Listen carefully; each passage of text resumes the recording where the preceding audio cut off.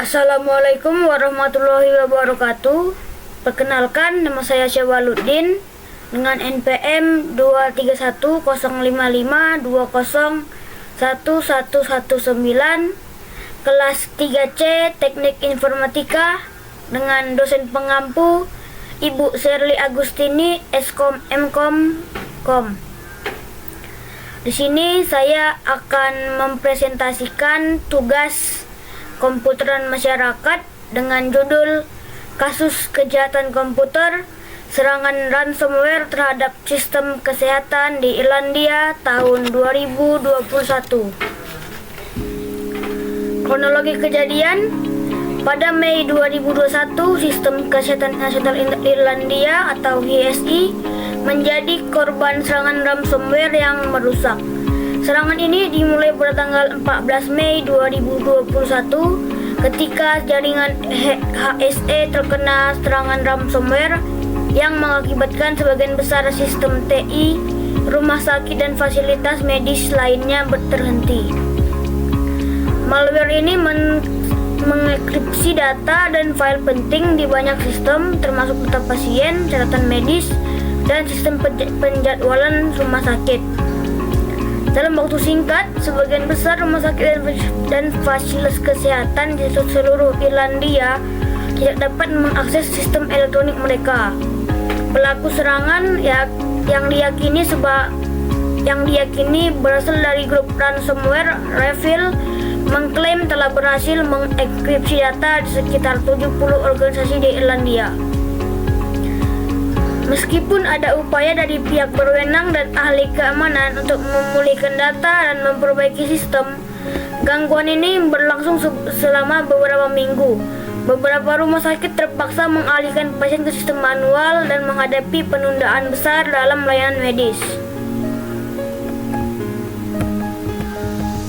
Metode yang digunakan pelaku: yang pertama ada phishing atau exploitation of vulnerabilities, yaitu serangan ransomware ini memungkinkan dimulai dengan email phishing atau eksploitasi kerentanannya sistem. Para pelaku berhasil menyusup ke jaringan HSE dengan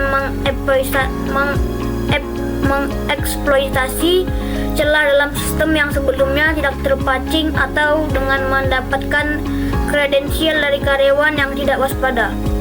Kedua, ada ransomware REvil. Setelah mendapatkan akses ke dalam jaringan, pelaku menggunakan ransomware REvil untuk mengenkripsi data di dalam HSE. Ransomware ini merupakan jenis malware yang dirancang untuk mengunci file dan menuntut tebusan yang sangat besar dalam bentuk cryptocurrency yang sulit dilacak. 3. Tebusan dalam cryptocurrency. Setelah mengenkripsi data, pelaku mengirimkan pesan tebusan yang meminta pembayaran dalam bentuk Bitcoin atau Monero. Sebagian besar pelaku ransomware seperti REvil juga mengancam untuk mempublikasikan data yang dicuri sebagai bagian dari taktik pemasaran mereka. Dampak terhadap korban: yang pertama ada gangguan layanan kesehatan. Sistem kesehatan Irlandia yang berbasis digital menjadi lumpuh, mengganggu pelayanan medis di rumah sakit dan klinik. Kedua, ada keamanan data pasien yang terganggu.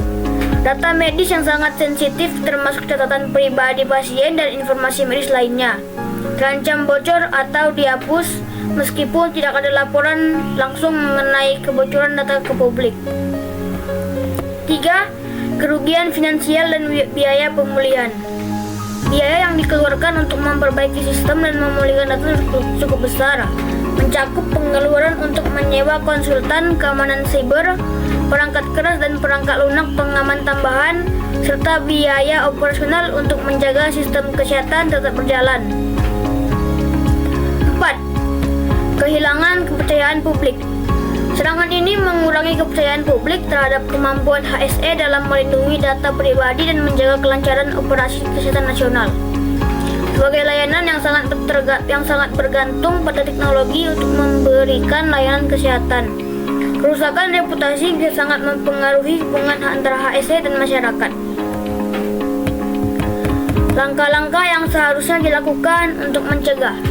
Yang pertama, perlindungan sistem IT yang lebih ketat. Pemerintah Irlandia dan HSE seharusnya memastikan bahwa sebuah sistem TI mereka memiliki perlindungan yang lebih kuat seperti firewall canggih, software antivirus dan teknologi deteksi intrusi yang dapat memantau dan menanggapi serangan siber secara real time. 2. Pembaruan dan pemeliharaan keamanan jaringan. Celah dan sistem seperti perangkat lunak yang sudah usang atau tidak terpatching sering menjadi pintu masuk utama bagi para peretas. Oleh karena itu, pemeliharaan rutin dan pembaruan perangkat lunak serta sistem operasional yang cepat sangat penting untuk menjaga keamanan. 3. Pelatihan pengguna untuk meningkatkan kesadaran keamanan. Karyawan HSE harus diberi pelatihan intensif tentang ancaman siber, terutama phishing dan taktik social engineering yang digunakan oleh para pelaku kejahatan siber untuk mendapatkan akses ke sistem. 4. Pencadangan data yang rutin. Proses pencadangan data harus dilakukan secara teratur dan disimpan di lokasi yang aman terpisah dari jaringan utama. Dengan pencadangan yang baik, HSE bisa memulihkan data penting dengan lebih cepat tanpa harus membayar tebusan kepada pelaku ransomware. 5. Pengembangan rencana tanggap darurat dan pemulihan bencana. HSE harus memiliki rencana pemulihan bencana dan protokol respon insiden yang jelas untuk menghadapi serangan ransomware atau insiden keamanan siber lainnya. Pembelajaran yang dapat diambil. Yang pertama, serangan ransomware dapat menghentikan layanan vital. Kasus ini menunjukkan betapa mengerikannya dampak serangan ransomware terhadap sektor kritis seperti kesehatan. 2. Keamanan siber adalah prioritas utama. Meskipun sektor kesehatan berfokus pada perawatan pasien, keamanan sistem TI yang digunakan untuk mendukung layanan tersebut tidak boleh diabaikan. Perlindungan data pasien dan sistem rumah sakit harus menjadi prioritas dalam kebijakan manajemen rumah sakit. 3. Risiko data pribadi dan privasi. Potensi kebocoran atau kehilangan data pribadi pasien menjadi risiko besar dalam serangan semacam ini. 4. Tidak ada jaminan keamanan 100%. Meskipun langkah-langkah pencegahan dan mitigasi yang dapat mengurangi kemungkinan serangan siber tetap menjadi ancaman yang tak terhindarkan. Oleh karena itu, organisasi harus selalu siap menangani insiden siber dan memiliki rencana darurat yang solid. Kasus serangan ransomware terhadap sistem kesehatan Irlandia adalah contoh nyata tentang bagaimana kejahatan siber dapat mengganggu layanan publik yang vital.